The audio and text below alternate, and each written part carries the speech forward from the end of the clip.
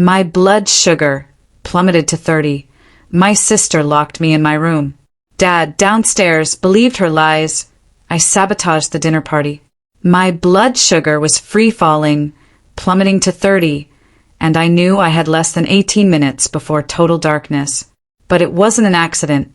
This was a calculated act of cruelty, orchestrated by the woman my own father loved, all for a lavish dinner party. I was 17, type 1 diabetic for 7 years and locked in my room. The key had turned from the outside, and I'd heard Olivia Bennet's heels clicking away, her voice drifting back, sweet as poison, telling my dad I was just having an adolescent mood swing and needed to calm down. She told him I'd sabotaged her dinner, criticized her cooking, and locked myself in on purpose. My dad, bless his heart, believed her. He always did. And as my blood sugar monitor screamed 52 and dropping, I knew, with a crystalline dread, that she had just sentenced me to death alone in my bedroom. My hands shook too hard to hold my phone, and my emergency glucose tablets were scattered somewhere in the dark after I'd knocked them over trying to get to the door. My backup insulin? In the kitchen, where Olivia had banned me. The CGM on my phone was just a terrifying, flashing number I couldn't steady enough to call 911. Downstairs, I could hear them. Laughter, clinking glasses, the perfect dinner party Olivia had spent weeks arranging for my dad's biggest clients, the Maxwells, who held the key to his next big contract. My dad, oblivious, was 20 feet away, entertaining while his daughter was dying. My mom died when I was 7. For 3 years, it was just Dad and me, figuring out life, including my diabetes diagnosis at 10. Our world became a delicate balance of numbers and time. Dad worked hard as a commercial real estate developer, but he was always there for my endocrinologist visits, always made sure I had supplies. When he started dating again, after Mom had been gone for 4 years, I wanted him to be happy, even if the thought of someone replacing her made my chest tighten. Olivia Bennet was the 5th woman he dated seriously, and she seemed almost too perfect. She was 36, Dad was 47, a pharmaceutical sales rep with impeccable style and a confidence that made people listen. She'd researched type 1 diabetes, asked thoughtful questions about my routine, even recommended a better insulin pump. Dad fell hard and fast. I tried to be happy for him, but those little red flags kept popping up, whispering that Olivia's perfection was a performance with an agenda I couldn't quite see. For months the first real problem emerged. Olivia started remarking on my blood sugar levels. She'd asked to check my readings nightly, pretending it was kind concern, but her tone was always judgmental when my numbers weren't perfect. She questioned my carb counting, or imply I was sneaking food. Type 1 diabetes doesn't work like that, and Dr. Harris said my control was excellent. When I tried to explain, Olivia just smiled, saying she worked in pharmaceuticals. She knew more about medical conditions than most. Dad, of course, nodded along impressed. I let it go, even though her understanding was superficial and dangerously incorrect. The second red flag arrived when she moved in after only 6 months. She brought her fancy furniture and a desire to rearrange our entire life. Suddenly, family dinners were at 6:30 p.m., regardless of my insulin schedule. My diabetic supplies had to be in designated spots that matched her aesthetic, not what was convenient for me. She moved my emergency glucose stash from the counter to a high cupboard because the packaging looked crowded. When I moved it back, she moved it again. Dad intervened then, suggesting I keep supplies in my room if Olivia wants a clean kitchen. He didn't realize that diabetic crises don't wait for you to rush upstairs. I complied for the peace, put a mini fridge in my room for insulin, and stashed glucose pills around, knowing fighting her meant a confrontation Dad couldn't handle. The third red flag appeared last month as she planned tonight's dinner. High stakes. Dad's biggest potential clients. Olivia took over everything, hiring caterers, transforming our home into a magazine spread. She was obsessed with details, shouting at Dad and me if things weren't perfect. When I asked about the meal, Wanting to check carb counts for my insulin, she waved me off. "I'll handle it," she'd said. "You just enjoy the evening." That rejection made my stomach clench. Controlling diabetes meant constant awareness of what and when I ate, but she made me feel difficult for asking. Yesterday, she told me I'd be eating dinner in my room. "Teens make events too informal," she'd said. Dad weakly protested, but Olivia insisted this was business, not family time, promising a plate and dessert later. It seemed fair on the surface, but I knew she just wanted me out of her perfect picture. I agreed. Arguing with Olivia just made Dad stressed. This afternoon, everything shattered. My CGM had been drifting downward, hovering in the low 80s. I knew I needed a snack to pull up. Around 4 p.m., I went to the kitchen for a juice box, the quick sugar I relied on. Olivia appeared beside me, furious. She snatched the juice box from my hand, declaring I wasn't allowed to eat or drink anything before the party. The caterers needed the kitchen clear. I tried to explain my blood sugar was plummeting, I needed it now. She cut me off. Overdramatic. She accused me of sabotaging her evening, of creating medical crises for attention, of being jealous, of manipulating Dad with my diabetes. The accusations were so shocking, so out of left field, that I stood frozen as she threw the juice box in the trash. She ordered me to my room until Mother returned to collect me for supper.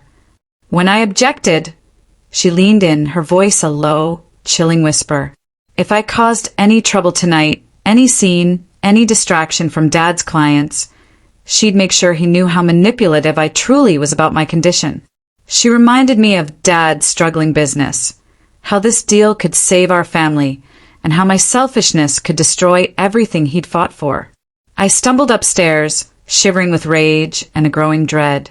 My blood sugar was 70 and dropping. I texted Dad, but his phone was on silent. My insulin pump said I had enough, but my backup emergency glucose? Still in the kitchen, where Olivia had forbidden me.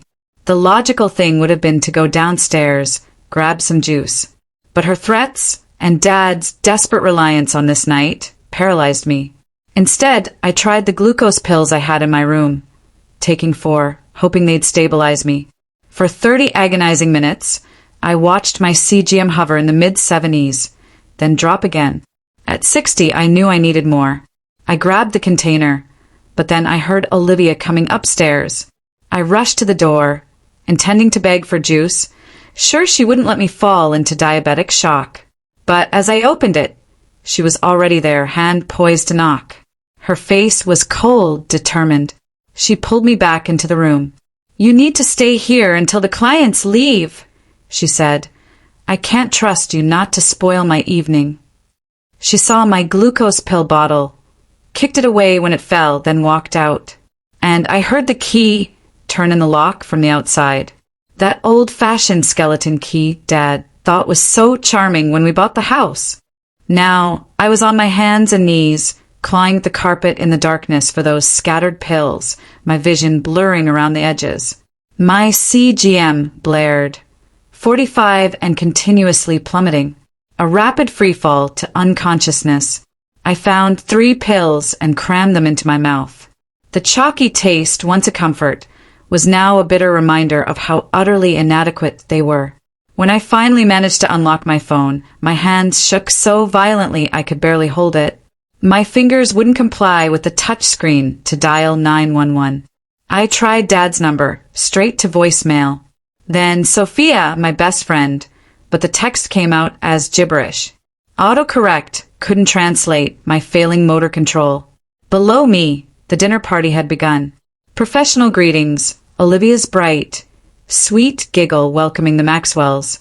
The sounds were surreal, a regular social gathering playing out while I was isolated, dying just a floor above. I thought about yelling for help, but Olivia had put on classical piano music downstairs. She'd meticulously planned this, ensuring any sounds from me would be drowned out. My legs gave out completely. I collapsed onto my bed. At 37, I knew I was in grave danger. Convulsions, unconsciousness, irreversible brain damage. My thoughts, sluggish and disorganized, were slipping away. Severe hypoglycemia causes cognitive impairment, making problem-solving impossible. I crawled back to the door, pulling on the handle with weak hands. Locked solid. Olivia had taken the key. My window overlooked the backyard, too high to jump safely, facing away from the street. Smashing it? Yelling? The dining room was on the other side of the house, the music would drown me out, and the catering staff were in the kitchen. Plus, shattering a window during Dad's most important business dinner would destroy the contract. Olivia's psychological trickery had worked. It threw me between survival and the insidious thought that perhaps dying peacefully was better than spoiling her perfect night. My phone vibrated. A text from Sophia. Video chat. I tried to reply. My fingers wouldn't work. The CGM read 34. Awareness was slipping in waves. I thought of my mother, how she never would have allowed this. How Dad, just 20 feet away, fully oblivious, had trusted his girlfriend over his own instincts. For a moment, a wave of pure rage cleared the fog. I used it. I pressed the emergency call button before my vision tunneled to a pinpoint and then went dark. I don't know if the call connected. I don't know if I said anything. I just felt myself slip into the darkness as dinner party chatter boomed across my bedroom floor. I woke to a cacophony of sounds and bright lights. Someone was saying my name, asking me to open my eyes. A paramedic, Emma Lawson, maybe late 20s with gentle eyes, was hovering over me. She told me I was okay, they'd given me glucagon, and my blood sugar was rising. My arm stung from N4. I tasted the sickly sweet residue of the glucagon that had just saved my life. Emma, from the LA County Fire Department, asked what happened. My mouth was dry, my thoughts muddled, but I managed to mutter. I was locked in. Emma's professional worry sharpened into focused concentration. She asked me to repeat it. Behind her, I saw another paramedic speaking with someone in the doorway. Dad's silhouette, radiating worry and perplexity. Emma leaned in again. Who locked you in, and when? I told her. Olivia. 2 hours ago, just before the dinner party. The other paramedic looked at Emma, then called for the police. The next 30 minutes were a blur of medical checks and questions. Emma stayed with me while Rick Turner, a seasoned paramedic, assessed my vitals. They told me 911 got a call from my phone around 7:20. Heavy breathing, then stillness. No response. Emergency personnel dispatched. The fire department arrived first. Found the front door locked, the party in full swing. They yelled. Someone finally responded. Then they forced their way upstairs when they heard my CGM alarm. They found my bedroom door, locked from the outside with the skeleton key still in it. I was unconscious on the floor, blood sugar at 30.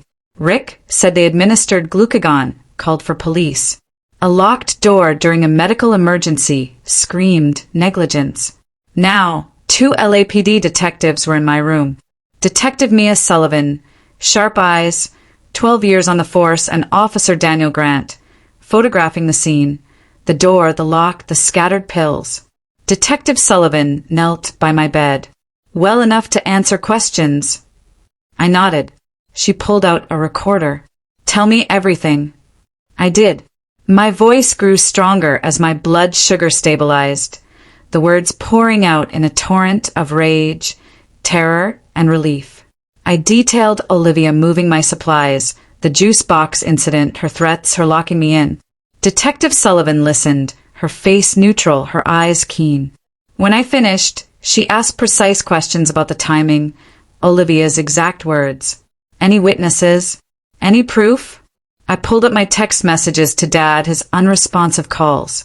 I showed her my CGM data, the critical alarms. I told her the caterers might have seen the juice box. Detective Sullivan nodded. She'd be questioning everyone. This was now a criminal investigation. Child endangerment and attempted murder.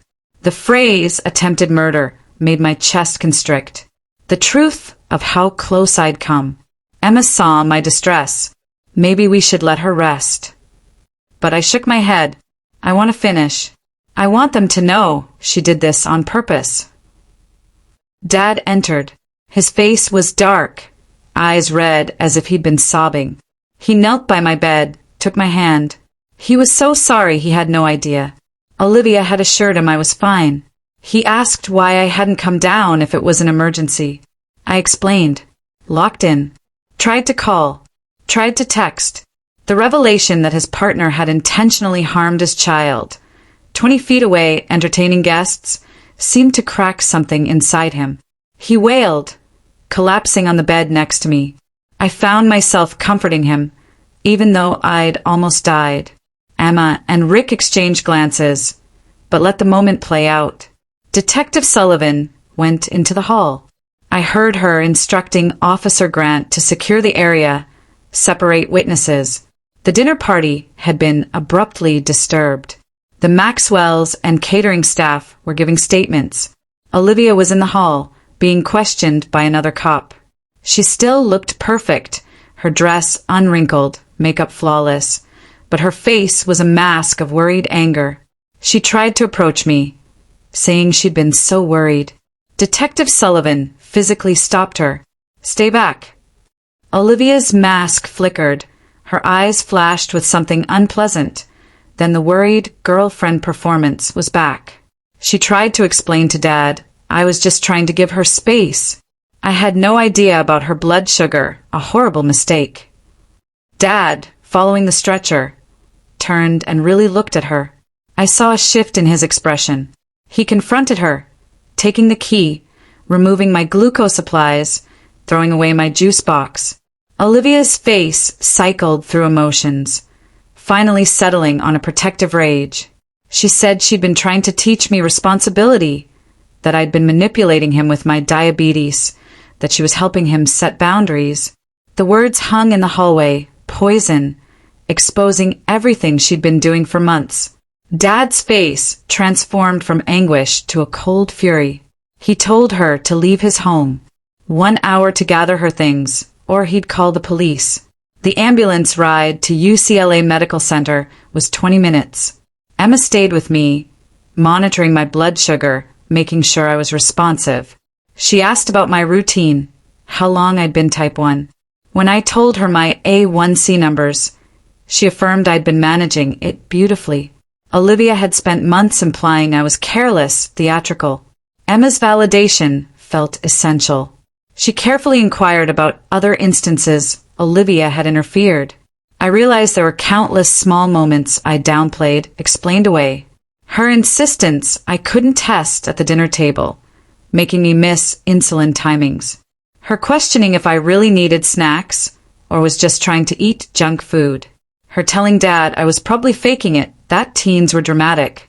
Each memory now felt different, not misunderstandings, but deliberate attempts to damage my health and my relationship with Dad. Emma listened, non-judgmental, writing it all down for her police report. This pattern, she said, will be valuable evidence. I was admitted to the pediatric ward for observation, standard for severe hypoglycemia. My blood sugar was stable at 98. Dr. Charles Morgan, the attending endocrinologist, a man in his 50s with wire-rimmed glasses, wanted to watch me overnight. He reviewed my history with Dad and me. When I described Olivia restricting my access to glucose and locking me in, his face went deliberately blank, the look doctors get when they hear something requiring mandatory reporting. He excused himself. 10 minutes later, he returned with Natalie Miller, a social worker with Child Protective Services, specializing in medical neglect. Natalie, around 40, with kind brown eyes and a no-nonsense approach, made me feel instantly safer. She pulled up a chair. What happened tonight, she said, was major medical neglect and likely willful endangerment. I repeated my story.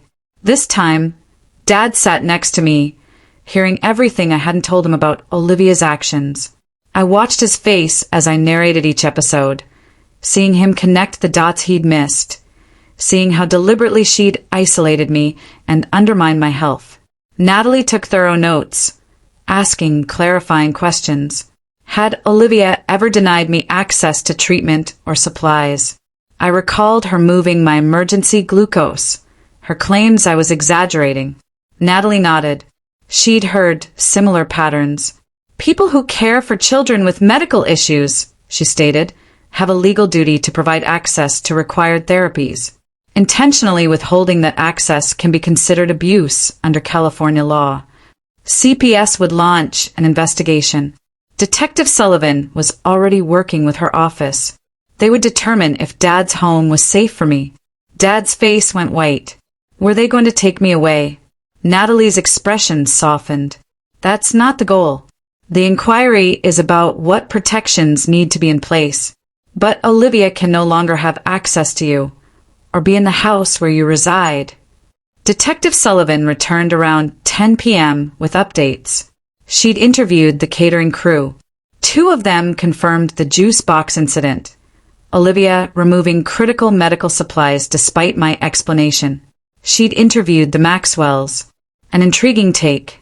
As the paramedics barged in, Olivia had tried to stop them, claiming I was okay and being theatrical. One paramedic heard my CGM alarm from upstairs and went past her anyway. The Maxwells had witnessed Olivia's facade crumble.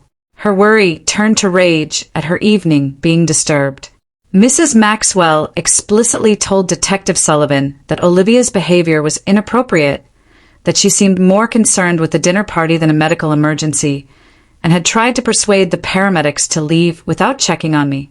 Devastating testimony. Outside witnesses with no motivation to lie described Olivia's priorities. Detective Sullivan also had the 911 tape for my phone. While incoherent, I'd managed to say locked in and dying before losing consciousness. It proved I was aware of the planned imprisonment. Physical evidence, witness testimony, my statement. Enough for criminal charges. The DA's office was looking at child endangerment, false imprisonment, and assault. Dad stayed with me that night, on the uncomfortable hospital chair. He seemed to have aged years. When I woke at midnight, I found him looking at his phone, tears streaming down his cheeks. He'd been going through old texts with Olivia, seeing the manipulation he'd missed. He showed me messages where she subtly undermined me, told him I was difficult with my diabetes, that I was jealous and used my condition for attention. He said he trusted her because she seemed so smart, so confident. He wanted to believe someone loved him enough to handle our complicated life. He'd ignored his instincts because he was lonely and Olivia felt like the cure. He apologized again, more precisely this time, admitting he'd failed to protect me, chosen her version of events over mine, let someone dangerous into our home. I told him it wasn't his fault. She was manipulative. But he shook his head. My responsibility. For not paying attention, for being so preoccupied with my career and relationship that I missed indicators that should have been obvious. Dr. Morgan discharged me the next afternoon, with orders for unfettered access to my supplies and a full report for police and CPS. He also gave Dad a list of medical neglect warning signs, emphasizing the dire consequences of interfering with chronic disease management. On the ride home, Dad told me Olivia had left with 2 bags the day before. He'd changed the locks that morning. He'd filed a restraining order with Detective Sullivan's help. Olivia couldn't come within 90 yards of us, couldn't contact us or face instant arrest. He'd called Rachel Anderson, a family law attorney, who advised him to document everything, cooperate fully with CPS, to show he was serious about my safety. The restraining order hearing was next week. Rachel predicted Olivia would fight it, claim it was all a misunderstanding. The house felt empty but safer. Dad had removed all her things. My diabetic supplies were back in their rightful places. Emergency glucose on the kitchen counter in different rooms. He'd signed up for my CGM sharing rights, loading the app on his phone. Olivia had convinced him this was invasive helicopter parenting, but it was actually typical for type 1 management. He was overcompensating, hovering, asking if I needed anything every few minutes. But I let him. We both needed the confidence that came with his renewed attentiveness. Sophia arrived that evening with flowers and chocolate-covered pretzels, my favorite comfort food. She'd been tracking my infrequent texts, growing concerned when I went silent.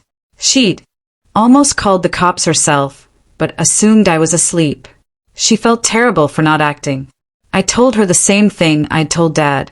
Olivia's manipulation was so successful. No one saw it until it was almost too late. The criminal case moved fast.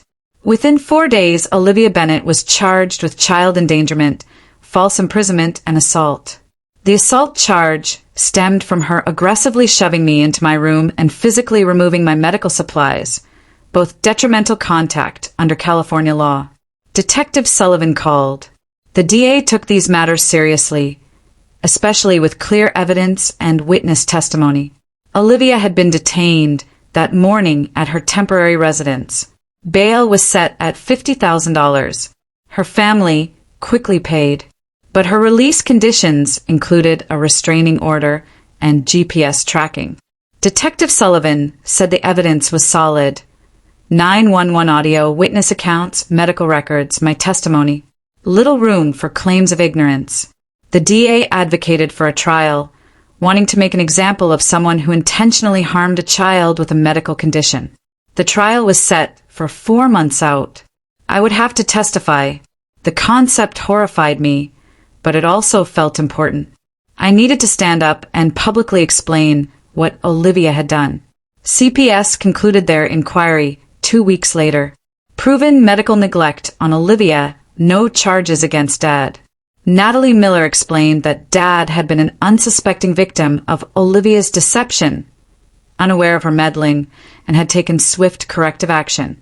The home was safe for me, but she recommended family counseling and individual therapy for me to process the trauma. Dad agreed to everything. He'd already booked sessions with Dr. Robert Hayes, a family therapist specializing in trauma. Dr. Hayes, in his 60s with a soothing presence, helped us begin to untangle the guilt, rage, and fear. He helped Dad understand how he'd been deceived, regain trust in his parenting. He helped me comprehend the betrayal and separate that experience from my future capacity to trust. The restraining order hearing was 4 weeks after the incident. My first time seeing Olivia. She looked different in court, less polished, more desperate, her expensive clothes rumpled. Her counsel claimed it was disproportionate, a mistake of judgment, no intent to harm. She was eager to repent. Rachel Anderson, Dad's attorney, presented the evidence systematically. Medical records showing how close to death I'd come. Witness accounts detailing Olivia's behavior. The timeline demonstrating premeditation. She played parts of the 9/11 tape, my garbled voice begging for help. I watched Olivia's face as she heard it. No regret, only cold calculation. The judge, Honorable Catherine O'Connor, listened to everything.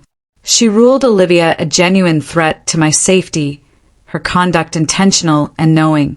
The restraining order would be for 5 years, with a possible extension. Judge O'Connor also noted Olivia's apparent lack of contrition. Olivia's mask finally dropped. For a brief moment, I saw the person who had locked me in my room. The trial began in late October, for months after the tragedy, receiving substantial media coverage. Local press picked it up, a cautionary tale about adults ignoring children's medical needs. The courtroom was packed. The prosecution, led by Deputy DA Jennifer Hayes, presented a meticulous case. First, the catering workers, confirming the juice box incident. Then the paramedics, finding me unconscious. Dr. Charles Morgan, explaining the medical implications of hypoglycemia. Detective Sullivan, detailing the evidence. Each witness built a picture of willful harm. When it was my turn, Jennifer carefully guided me, allowing me to tell my story in my own words. My diabetes control, Olivia's months of meddling, her precise threats, hearing the key turn as my blood sugar dropped. The dread of being confined, dying, powerless, hearing the party below. Olivia's defense attorney, Mark Donovan, tried to cast doubt. He claimed I'd locked myself in, that Olivia was unaware that pharmaceutical colleagues told her teens exaggerate symptoms. His cross-examination was forceful. Was I a difficult adolescent? Did I lie about blood sugar? Manipulate my diabetes for attention? Rachel had prepped me. I answered calmly, honestly. Yes, I'd made mistakes in management, but none of it warranted being trapped during a medical emergency. The jury paid close attention. I saw some staring at Olivia in disdain when Mark implied I'd planned it all to frame an innocent woman. The idea was so ludicrous, so cruel. Even Mark seemed to realize he'd lost them. Jennifer Hayes' closing arguments were devastating. She guided the jury through every piece of evidence, every witness. Olivia's pharma background meant she knew about hypoglycemia. Her claims of ignorance were contradicted by her profession. She played the 911 tape again, my barely audible voice, screaming for help. She urged them to imagine their own children confined, dying, while an adult who could help walked away. I was 17 with a controllable medical condition. I should have been safe. Instead, I almost died because a business dinner was more important than a child's life. The jury deliberated for less than 4 hours. Guilty on all charges: child endangerment, false imprisonment, and assault. Olivia's face was expressionless, her knuckles white, gripping the table.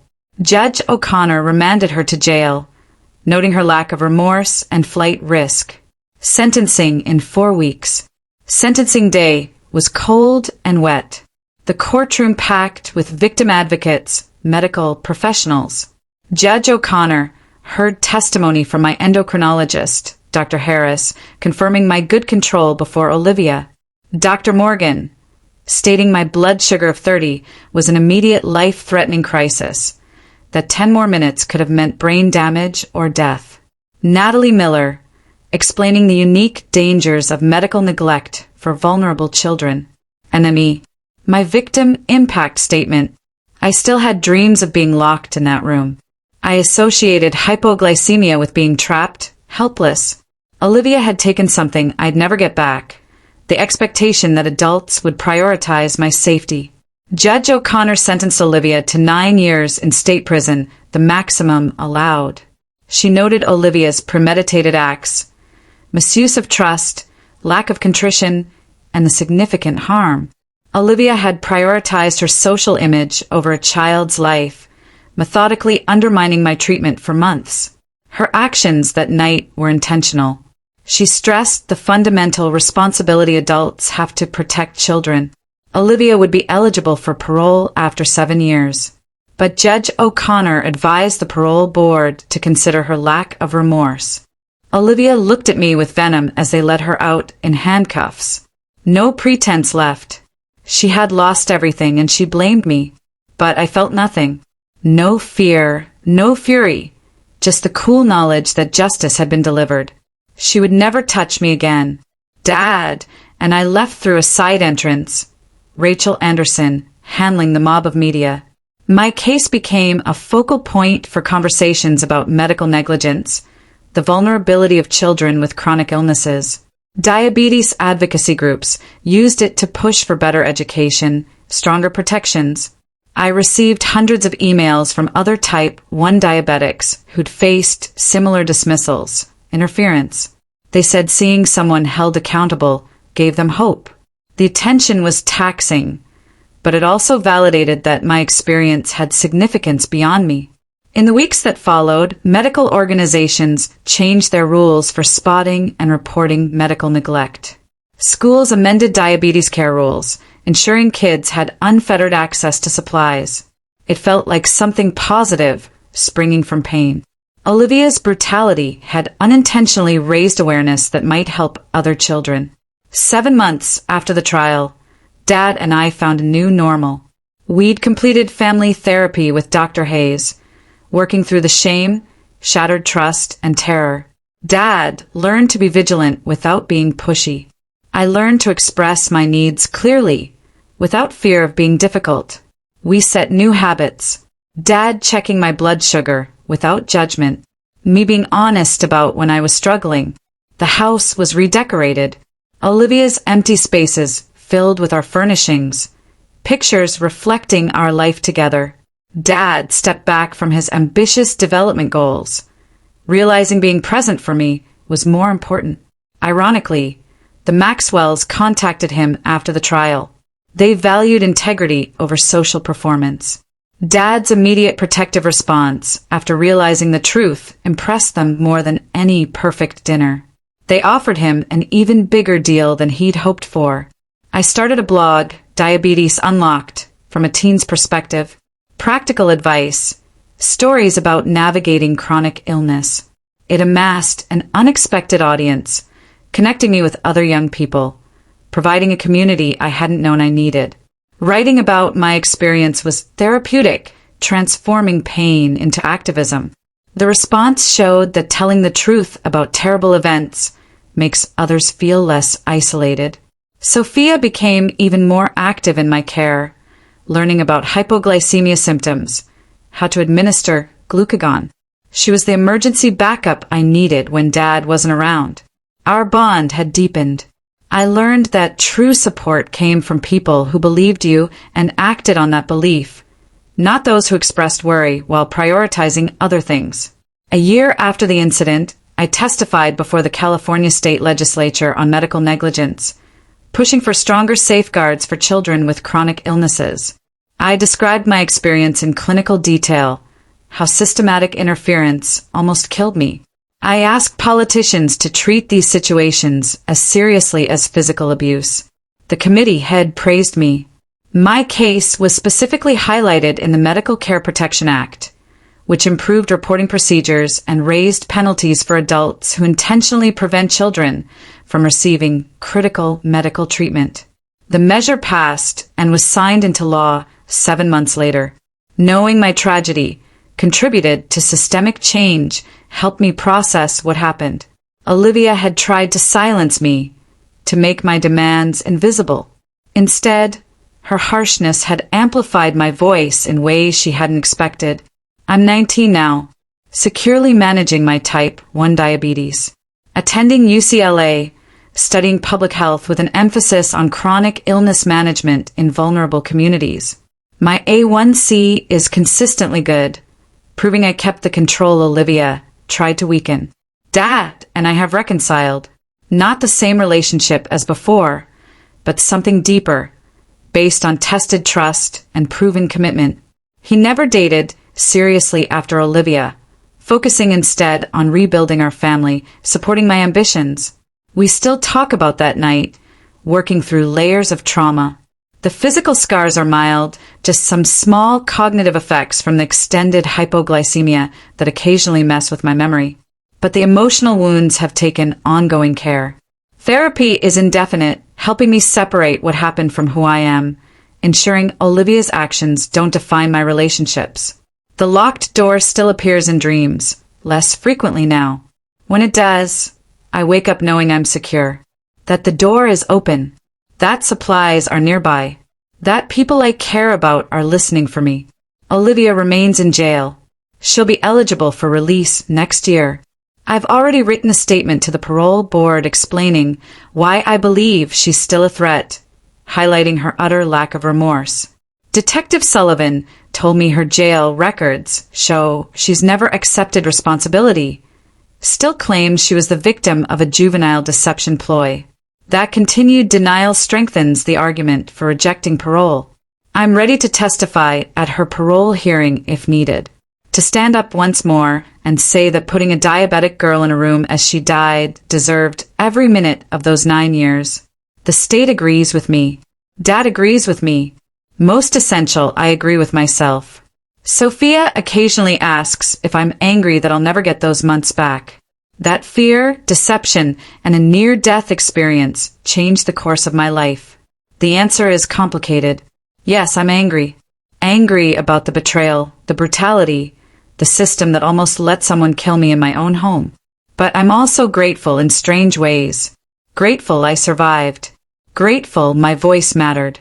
Grateful the experience taught me strengths I didn't know I possessed. I learned I could confront someone in court and speak the truth.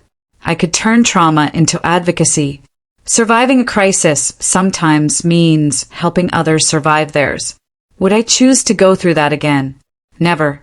But because I did go through it, I'm choosing to make it mean more than just surviving. Olivia thought she was silencing a problem when she shut that door. Instead, she created a voice that people could hear.